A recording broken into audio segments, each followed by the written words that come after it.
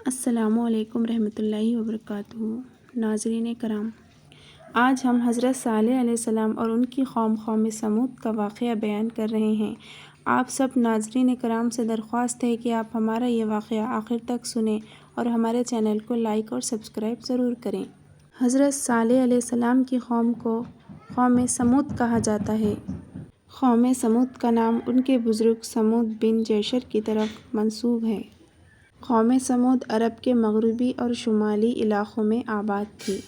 ان کے دارالحکومت کا نام الحجر تھا، جس کا موجودہ نام مدائن صالح ہے، جو کہ ملک شام کے قدیم راستے پر واقع ہے۔ قوم سمود اپنے زمانے کی تہذیب یافتہ قوم تھی۔ وہ میدانوں میں قلعے، محلات تعمیر کرتے تھے اور پہاڑوں کو تراش کر محلات بناتے تھے۔ چنانچہ مدائن صالح میں ان عمارتوں کے آثار نمایاں طور پر موجود ہیں۔ بعض روایات کے مطابق رسول کریم محمد مصطفیٰ صلی اللہ علیہ وسلم غزوہ تبوک کو جاتے ہوئے اس علاقے سے گزرے تو آپ صلی اللہ علیہ وسلم نے اس کنویں کی نشاندہی فرمائی جس سے صالح علیہ السلام کی اونٹنی پانی پیتی تھی، اور فج الناقہ نامی وہ درہ بھی دکھایا جہاں سے بعض روایات کے مطابق اونٹنی نکلی تھی۔ حضرت صالح علیہ السلام کے قوم کے لوگ مشرک تھے۔ وہ لکڑی اور پتھر کی مورتیوں کو خدا مانتے تھے۔ وہ مورتیوں کی پوجا کرتے اور ان کے سامنے سر جھکاتے تھے۔ وہ ان کو سجدہ کرتے اور ان مورتیوں سے دعائیں مانگا کرتے تھے۔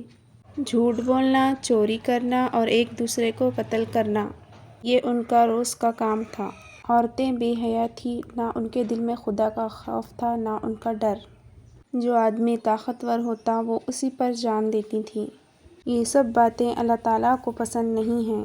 یہ سب برائیاں ان میں اس وجہ سے تھی کہ ان کے دل میں خدا کا ڈر اور خوف نہیں تھا، اور جن کے دل میں خدا کا ڈر نہ ہو، قیامت کا ڈر نہ ہو تو انسان نہیں رہتا، شیطان بن جاتا ہے۔ سو وہ سب بھی انسان سے شیطان بن گئے تھے۔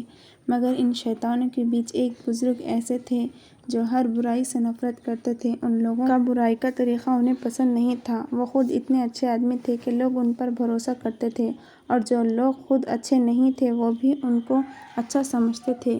یہ بزرگ اور کوئی نہیں، اللہ کے پیغمبر صالح علیہ السلام تھے۔ حضرت صالح علیہ السلام اپنی قوم میں تنہا آدمی تھے جو خدا کو مانتے تھے۔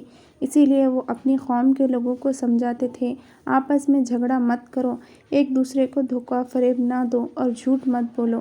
مگر لوگ تھے کہ کسی برائی سے باز نہیں آتے۔ ایک دن حضرت صالح علیہ السلام اپنے خدا سے دعا کی، اے اللہ، آپ نے ان لوگوں کو کیسی کیسی نعمت دی ہے، کتنا مال دیا ہے، مگر افسوس سخت نافرمان ہیں۔ اے میرے اللہ، ان لوگوں کو چاہیے تھا کہ یہ آپ کا شکر ادا کرتے۔ یہ لوگ تو لکڑی، مٹی اور پتھر سے بنی مورتیوں کو پوجا کرتے اور شکر ادا کرتے۔ اے میرے اللہ، یہ لوگ اپنے برے کاموں سے کیوں کر باز نہیں آتے؟ اپنی قوم اور قبیلے سے دور ایک سنسان جگہ پر صالح علیہ السلام نے اپنے پروردگار سے دعا کر رہے تھے۔ اتنے میں اللہ تعالیٰ کی طرف سے جبریل علیہ السلام تشریف لائے اور اللہ تعالیٰ کا پیغام سنایا۔ اللہ تعالیٰ نے کہا، اے صالح علیہ السلام، آج تک میں نے تجھے اپنا پیغمبر بنایا، جاؤ ان لوگوں کے پاس اور انہیں سیدھے راستے کی طرف بلاؤ۔ پہلے تو صالح علیہ السلام یہ سوچ کر گھبرائے کہ ان کے کندھے پر ایک بھاری بوجھ آن پڑا ہے، مگر پھر انہوں نے سوچا کہ اتنی بڑی ذمہ داری ہے، اس سے بڑی ذات میرے اللہ تعالیٰ کی ہے جو میری مددگار ہے۔ یہ سوچ کر صالح علیہ السلام دل ہی دل میں خوش ہوئے اور جا کے ان کی قوم کو اللہ کی طرف بلائیں گے اور سمجھائیں گے کہ وہ مورتیوں کی پوجا کرنا چھوڑ دے اور ایک اللہ کی بندگی کرے، ان سے مرادیں نہ مانگے۔ حضرت صالح علیہ السلام نے سب سے پہلے اپنے گھر کے لوگوں کو بتایا کہ اللہ تعالیٰ نے مجھے اپنا پیغمبر بنایا ہے اور حکم دیا کہ اللہ کا پیغام سناؤ۔ پھر وہ اپنی قوم کے لوگوں کے پاس گئے اور کہا کہ اے میری قوم کے لوگو، اللہ میرا اور تمہارا پیدا کرنے والا ہے، وہ ایک ہے، وہی ہم سب کو روزی دیتا ہے۔ اس نے تمہیں صحت کے ساتھ ساتھ طرح طرح کی نعمت دی ہے۔ تمہیں چاہیے کہ اللہ کا شکر ادا کریں، اس کی بندگی کریں اور اسی کے آگے سجدہ کریں۔ اے میری قوم کے لوگوں، شیطان ہمارا دشمن ہے، تمہیں بہکا دیا ہے، اللہ کی بندگی کرنے کی بجائے بتوں کی پوجا کر رہے ہو۔ سنو، جن کو تم اپنے ہاتھ سے بناتے ہو تمہارے کسی کام کے نہیں ہیں، یہ بے جان ہیں اور خود تمہارے ہاتھ کے بنائے ہوئے ہیں۔ اے میری قوم کے لوگوں، تم بت کو پوجنا چھوڑ دو، اللہ کی طرف آؤ، اسی کو سجدہ کرو، اسی کے آگے جھکو۔ اے میری قوم کے لوگوں، اگر تم نے اللہ کا حکم نہیں مانا اور بتوں کی پوجا کرنے لگے تو اللہ کا عذاب نازل ہوگا۔ اے میری قوم، تم اپنی برائیاں چھوڑ دو۔ جھوٹ بولنا، قتل کرنا، دوسروں کا مال کھانا، یہ بری باتیں ہیں، اللہ کو پسند نہیں ہیں۔ اگر تم ان باتوں سے باز نہیں آئے تو مجھے ڈر ہے کہ اللہ تعالیٰ کا عذاب تم پر آئے گا۔ اگر اللہ کا غضب آئے گا تو کوئی تم کو بچانے والا نہ ہوگا۔ ان میں سے ایک نے پوچھا، اللہ تعالیٰ کا غضب کیا ہے؟ یہ جو تم کو طرح طرح کی نعمتیں دی گئی ہیں وہ تم سے چھین جائیں گی، جو تم عیش کی زندگی گزارتے ہو وہ تم سے چھین لی جائے گی۔ ایسے وقت میں تمہارا کیا حال ہوگا؟ حضرت صالح علیہ السلام کی باتوں کو لوگوں نے غور سے سنا مگر کوئی جواب نہ دیا۔ انہوں نے ان باتوں کو ایک کان سے سنا اور دوسرے کان سے اڑا دیا۔ حضرت صالح علیہ السلام کی باتوں کو لوگوں نے غور سے سنا مگر کوئی جواب نہ دیا۔ انہوں نے ان باتوں کو ایک کان سے سنا اور دوسرے کان سے اڑا دیا۔ جو لوگ برے کام کرتے تھے انہوں نے حضرت صالح علیہ السلام کی بات کو سن کر جھٹ بگڑ گئے اور کہنے لگے، اے صالح، ہم سمجھتے تھے کہ تم بڑے بزرگ آدمی ہو، اب تمہاری باتیں سن کر اندازہ ہو گیا ہے کہ تم دیوانے ہو گئے ہو۔ تمہاری باتیں بے تکی ہیں۔ جن بتوں کا ہمارے باپ دادا پوجتے ہیں مگر تم ہو کہ ہمارے بتوں کو برا بھلا کہنے لگے ہو۔ قوم کے مالدار لوگ نے کہا، اے صالح، یہ تو بتاؤ کہ کیا تم ہم سے زیادہ سمجھدار ہو؟ ہمارے یہاں ایسے سردار ہیں جن کے پاس دولت زیادہ ہے اور سمجھدار ہیں۔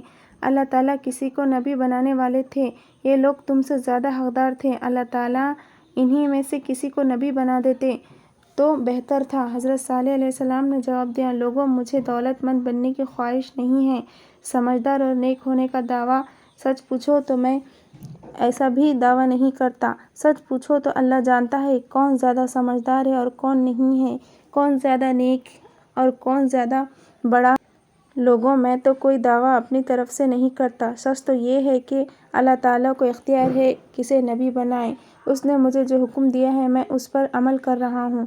اب یہ تمہارے ذمہ ہے کہ تم حکم مانو یا نہ مانو۔ تم نے حکم مانا تو اس میں تمہاری بھلائی ہے اور اگر تم نے حکم نہ مانا تو برائی ہے۔ لوگوں نے کہا، اے صالح علیہ السلام، ہم تمہاری بات ماننے کو تیار نہیں ہیں۔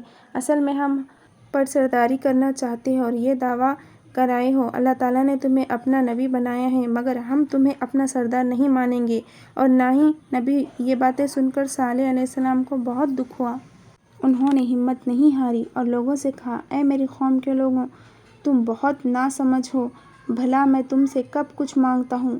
مجھے مال و خزانہ نہیں چاہیے، نہ سرداری چاہیے، اس بات کی خواہش نہیں کہ میں تم پر اپنا حکم چلاؤں۔ میں تو تمہاری خدمت بجا لانا چاہتا ہوں جس کا اللہ تعالیٰ نے مجھے حکم دیا ہے، سو مجھے ٹھیک ٹھیک پہچاننے کی کوشش کرو۔ میں تم سے کوئی مال نہیں چاہتا، دولت نہیں چاہتا۔ میں اپنے رب سے دعا کرتا ہوں کہ وہ تمہیں توفیق دے تاکہ تم دنیا اور آخرت میں سرخ رو ہو جاؤ۔ حضرت صالح علیہ السلام کی بات کو سن کر تھوڑے سے لوگ ایمان لے آئے مگر بڑے بڑے سردار بالکل ان کے خلاف ہو گئے۔ پھر بھی صالح علیہ السلام نا امید نہ ہوئے اور انہوں نے اپنا کام جاری رکھا۔ وہ بہت ہی محبت اور خلوص کے ساتھ لوگوں کو سمجھاتے رہے اور جتنا ہی انہوں نے قوم کے لوگوں کو سمجھایا اتنے ہی ان کے وہ خلاف ہو گئے اور دشمن بن گئے۔ اور ان میں سے کچھ لوگوں نے کہا کہ اے صالح علیہ السلام، اگر تم سچ میں اللہ کے نبی ہو تو کوئی معجزہ دکھاؤ، کوئی نشانی دکھاؤ جس سے ہم مانیں کہ تم نبی ہو۔ تو حضرت صالح علیہ السلام نے کہا، تم کیا نشانی دیکھنا چاہتے ہو؟ تو قوم کے لوگوں نے کہا کہ ہماری قوم سے ہم 70 آدمی کو بھیجیں گے، وہی آپ سے بات کریں گے۔ حضرت صالح علیہ السلام نے کہا، بہت اچھے۔ پھر قوم کے سرداروں نے جا کر مل کر وہاں پر بات چیت کی اور 70 آدمی کو تیار کیا اور ان 70 آدمیوں کو صالح علیہ السلام کے پاس بات چیت کرنے کے لیے بھیج دیا۔ صالح علیہ السلام نے کہا، تم کیا چاہتے ہو؟ ان 70 آدمیوں میں سے ایک نے کہا، صالح علیہ السلام، تم پہاڑ پر چلو، ہم تمہیں وہیں پر بتائیں گے۔ صالح علیہ السلام نے فوراً ان کی بات مان لی اور وہ پہاڑ پر گئے۔ ان 70 آدمیوں میں سے ایک آدمی نے کہا، اے صالح علیہ السلام، ہم یہ چاہتے ہیں کہ تم اس پہاڑ میں سے ایک اونٹنی کو نکالو جس کا رنگ لال ہو، جس کے جسم پر گھنے بال ہو اور اس کے پیٹ میں 10 مہینے کا بچہ ہو۔ حضرت صالح علیہ السلام نے کہا کہ ایسا ہو گیا تو تم کیا کرو گے؟ تو ان 70 آدمیوں نے جواب دیا کہ ہم سبھی ایمان لائیں گے اور ہماری ساری قوم بھی ایمان لے آئے گی۔ یہ بات سن کر صالح علیہ السلام نے اللہ تعالیٰ کے سامنے ہاتھ پھیلائے اور کہا، اے میرے پالنے والے رب، اے رب مجھے جاننے والے، اے میرے رب مجھ پر مہربانی کر۔ میری قوم کے ان 70 لوگوں نے مجھ سے ایک سوال کیا ہے، مگر اس سوال کا جواب دینا تیرے لیے کوئی مشکل نہیں۔ اے میرے رب میری دعا کو قبول کر۔ اے میرے رب اس پہاڑ میں سے ایسی اونٹنی نکال دے جیسا یہ لوگ چاہتے ہیں، ایسا ہو جائے کہ شاید وہ ایمان لے آئیں۔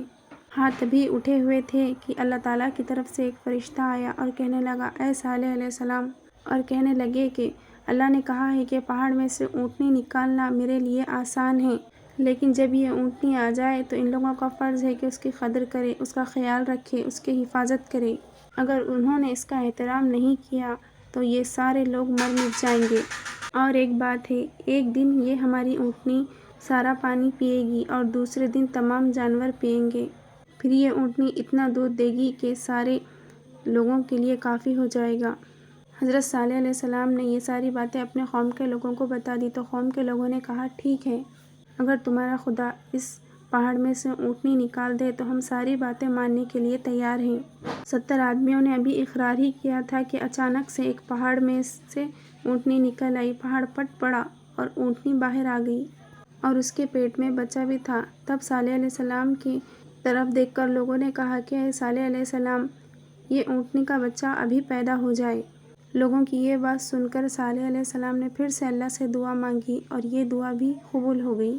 پھر اونٹنی نے اسی وقت بچہ دے دیا۔ یہ بات دیکھ کر حضرت صالح علیہ السلام کی قوم کے ان 70 آدمیوں نے ایمان لے آئے اور اسلام قبول کر لیا۔ ان 70 آدمیوں کو دیکھ کر بہت سے لوگ بھی ایمان لے آئے اور سارے لوگ حضرت صالح علیہ السلام کے ساتھ ہو گئے۔ یہ سارا معاملہ دیکھ کر قوم کے بڑے بڑے سردار لوگ پریشان ہو گئے۔ یہ لوگ سوچنے لگے کہ اب سارے لوگ حضرت صالح علیہ السلام کی ہی بات سنیں گے، اب ہماری سرداری کچھ کام کی نہیں رہی، کوئی ہماری بات نہیں مانے گا۔ انہوں نے لوگوں کو بہکانا شروع کر دیا اور وہ لوگ صالح علیہ السلام کے خلاف لوگوں کو بہکانے لگے۔ اب دیکھا کہ کوئی بھی لوگ ان کی بات نہیں مان رہے تو انہوں نے سوچا کہ وہ صالح علیہ السلام کی اونٹنی کو مار دیں گے۔